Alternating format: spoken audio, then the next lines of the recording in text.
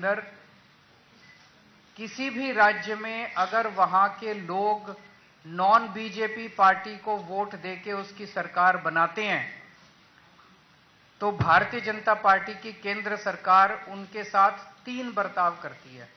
पहला, या तो उनके विधायकों को खरीद के उनकी सरकार गिरा देती है और बीजेपी की सरकार बना लेती है।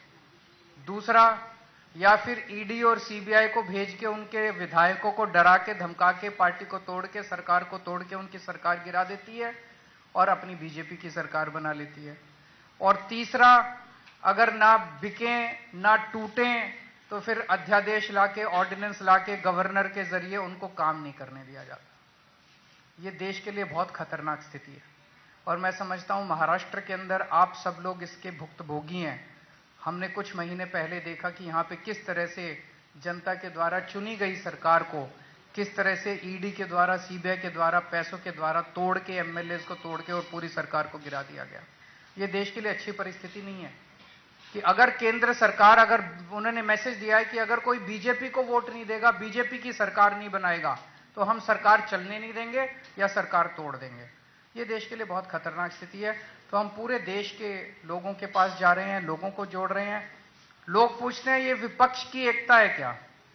ये पक्ष और विपक्ष की बात नहीं है, ये देश की बात है, देशभक्तों की बात है। जितने इस देश के अंदर देश को चाहने वाले लोग हैं, जितने इस देश के अंदर देश को चाहने वाली पार्टियां हैं, उन सबको इकट्ठा कर रहे हैं हम लोग। तो जितने देश को कोई देश को चाहने वाला व्यक्ति ये नहीं बोल सकता कि भाई इस तरह से चुनी हुई सरकारों को तोड़ के खरीद के अध्यादेश जारी करके काम ना करने दिया जाए। तो मैं फिर से तहे दिल से शुक्रिया अदा करना चाहता हूं शरद पवार साहब का कि आपने हमें, और शरद पवार साहब देश के, आज मैं समझता हूं कि he is one of the tallest leaders which the country has.